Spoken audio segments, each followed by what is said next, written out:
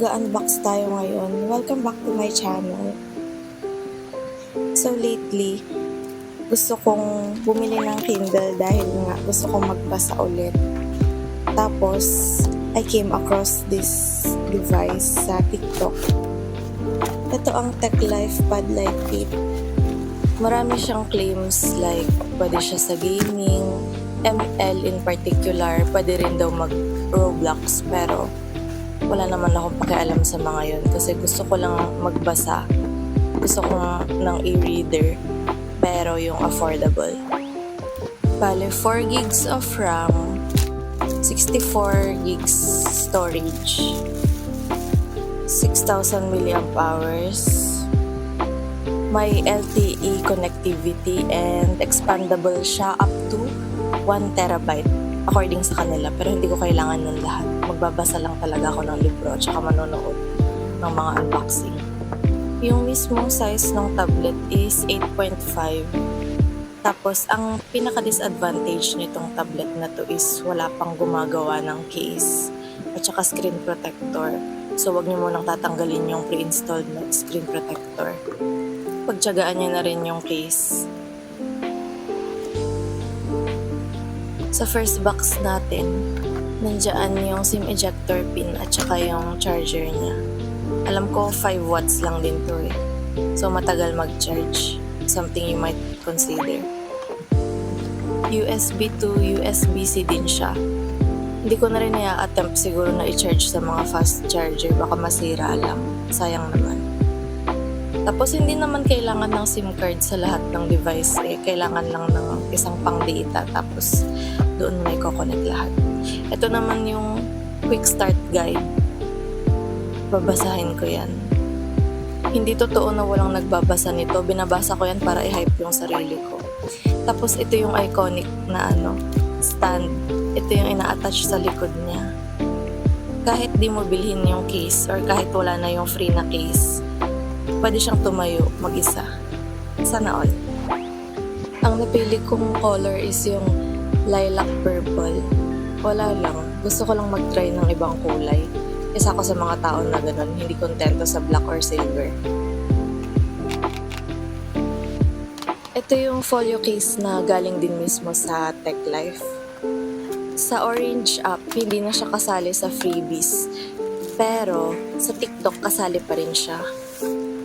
Kahit may stand na siya, siguro i-consider nyong bilhin din to kasi yung sides, akin kasi ayoko may gasgas sa mga devices ko tapos kapag may gasgas na, parang nawawalan na ako ng gana. Kaya kung maingat din kayo sa device ninyo, consider nyo talagang bilhin to. Mag-automatic wake siya ng screen kapag nilift mo yung cover. Iwas pindot doon sa niya, home button niya. Medyo nag-struggle akong i-fold yung case kasi hindi ako sanay sa mga ganyan na case. Mabilis lang din siyang i-set up, lalo na kung Android user ka. Pero dapat meron kang cord na Type-C to Type-C, tapos i-connect mo dun sa Android mo and dito sa tablet. Pero meron din siyang options na ilalagay mo yung email address mo, tapos ita-transfer niya lahat ng downloaded mo na apps from doon sa phone mo to dito. Ang kaso sa akin, bahala na yung phone ko na i-load yung mga apps na pinaglalagay ko doon. Basta dito, ang priority ko is Moonreader lang. Kaya hindi ko na rin sinink. Kaway-kaway mga katulad ko na mas gusto ang gesture navigation kesa doon sa mga buttons. Parang ang dumi ng screen kapag may ganun eh. So yan yung itsura niya, yung screen niya. First thing I noticed is yung pixels. Hindi siya ganun ka-crisp. Pero since bata nga yung target audience nila, wala nang pakialam dyan ang bata, lalo na basta may internet at saka may nilalaro. Pwede rin sa isip bata na katulad ko. Pwede nang ma-wake yung screen kapag inopen mo nga yung folio case gaya ng sabi ko kanina. So, iwas tayo sa kakapindot sa home button. Mali yung pagka-fold ko dyan. Pero doon din sa right way na pag-fold ng folio case, minsan nalalak niya yung device, natitrigger niya yung magnet sa likod. So, ganyan nyo na lang siya i-fold. Gayahin niyo ako. Charot! Test natin yung speaker at saka yung screen.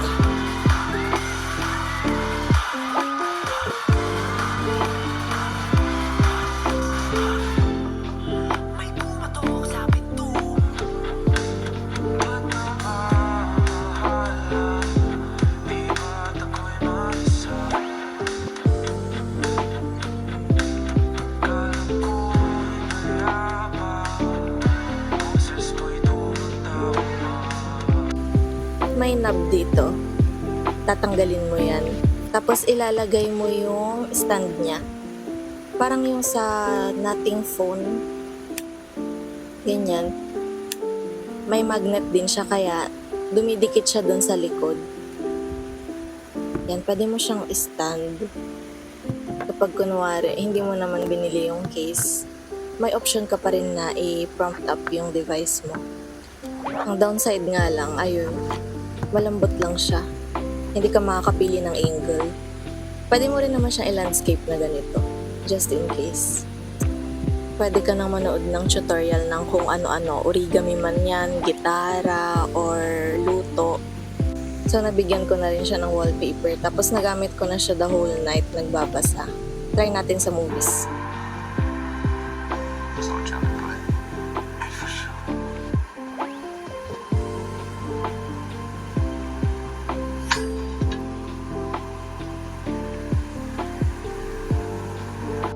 Hindi ko siya gagamitin mainly for gaming, pero gusto ko lang i-try kung totoo nga na smooth mag-game dito. Okay naman yung overall performance niya kasi may frame drops pero hindi siya delayed.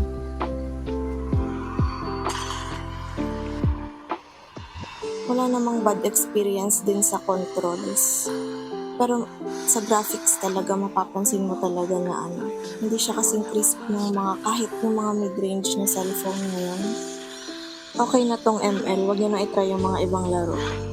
Kasi 5 days na yung nakalipas, ginagamit ko pa rin to sa ML kasi ang ganda ng size niya para sa ML eh. Pero Tech Life, baka naman gumawa kayo ng ganito rin kaliit. Tapos ang target audience naman mga gamer. Personally, I wouldn't mind paying extra. Basta makagame lang ako sa ganito kaliit na device. Basta wag naman kasing price ng Red Magic Astra at saka iPad mini. Possible naman siguro kasi meron akong in-unbox Redmi Pad Pro 5G. Snapdragon 7 na siya. For the price of 18K. Tapos makakapag-game ka na ng Genshin. Diba? Naka-MVP ako dito. Pero sa Legend lang yan. Di ko lang alam sa Mythic kung may chance ka kung ganito yung tablet mo. Pero try natin next time. Balik tayo sa realidad. Ito lang yung mga games na gusto kong laruin dito para kapag hawak ko to, less stress, diba? Nagbabasa ka, tapos kung kunwari hindi na pumapasok sa utak mo yung mga binabasa mo. Pwede ka nang mag-worms. Ang cute, diba? Nag-install din ako ng Heyday just in case gusto ko maka-feel na under pressure ako. Dito sa mga light gaming, ito ang mga perfect dito sa tablet na to. Sabi ko sa inyo pwede to sa isip bata. Day 2. Ayan, na-enjoy ko naman yung Lilac Purple. Isang advantage dito, mabubulsa ko siya kung naka-cargo pants ako eh. Hindi siya bulky sa bag, hindi mo kailangan ng extra protection. Pwede kang magbasa with one hand. Since napansin ko na parang cellphone lang din siya na lagi kong hawak, nilagyan ko yan ng calendar para sa schedule ko sa trabaho. Tapos yan, meron siyang Notion, Wattpad, Inkit, Neobook, Google Keep at saka Moonreader. Nilagay ko talaga sila sa first page dahil sila lang ang gusto kong gamitin. Though meron tayong mga games dahil nga trinay ko yung gaming capabilities nitong tablet. Hindi ko na rin sila in-uninstall kasi nga mas madalas na ako mag-ML dito kaysa sa cellphone ko. Personally ako, okay lang na may games dito. Kunwari nasa mahabang biyahe ka, instead na maglalabas ka ng cellphone tapos maglalabas ka ng tablet, at least nasa isang device na lahat ng entertainment mo. Nilagay ko na rin dito yung TikTok. Pero ever since na-receive ko tong tablet, napansin ko, nagbabasa lang din ako ng books. Parang natigil ko yung kakapanood sa TikTok.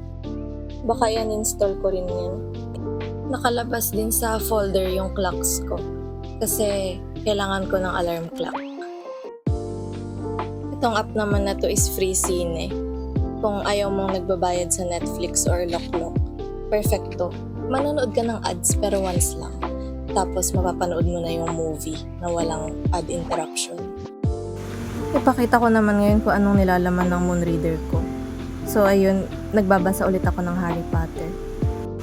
Gusto ko yung feature niya na yun, yung kapag nagtaturn ka ng page parang sa iPhone din lang. Bale, ito yung library ko. Karamihan dyan nabasa ko na, tapos yung iba, mga hindi ko pa nababasa. Nakafocus ulit ako ngayon sa Harry Potter kasi gusto kong maalala kung ano yung mga details na hindi na-include sa movie. Baka kasi dun sa series, ilagay nila, tapos hindi ako makarelate. Kaya din ako nagbabasa dahil nagsusulat ako. Para sa vocabulary ba? Pero fanfiction lang mostly ang sinusulat ko. At dahil 8 inches lang yung screen, mas madali ako makakapag-type. Sa cellphone kasi, masyadong maliliit yung case para sa daliri ko. Tapos, sa tablet naman na 10 inches, masyado nang mabigat hawakan. Bakit di na lang ako bumili ng physical keyboard?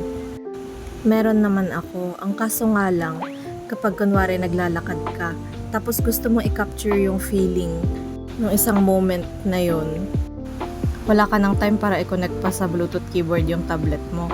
Ang gagawin mo, kukunin mo yung cellphone mo, magta-type ka, tapos puro spelling errors. Tapos after mong nag-type ng madami, i-correct mo ulit. Time consuming masyado. So, bumili ka na lang ng tablet na merong sakto na keyboard, tapos mag-type ka na. I-type mo na lahat. Alam kong perfect talaga sa akin tong tablet na to dahil yun nga, mahilig ako magsulat, mahilig ako magbasa, kailangan ko ng light gaming, tapos entertainment. Kasyang-kasya yung kamay ko dito compared dun sa 12.1 inch ko na tablet or doon sa 10 inch ko na tablet. Saktong-sakto lang na magsulat. Nostalgic siya doon sa first tablet ko noong 2010. Noong hindi pa competition yung palakihan ng screen, pagandahan ng graphics, yung makukuha mo lang yung kailangan mo. Ito yung size niya compared doon sa planner ko at saka doon sa mga libro ko. Madali lang siyang ilagay sa bag. So ayun, agree ba ako na para lang to sa bata? Hindi, obviously. Dahil para din to sa mga taong katulad ko na mahilig magbasa at saka magsulat. Ito lang naman yung review ko sa TechLife Padlight 8 as a normal consumer. See you next time. Thanks for watching.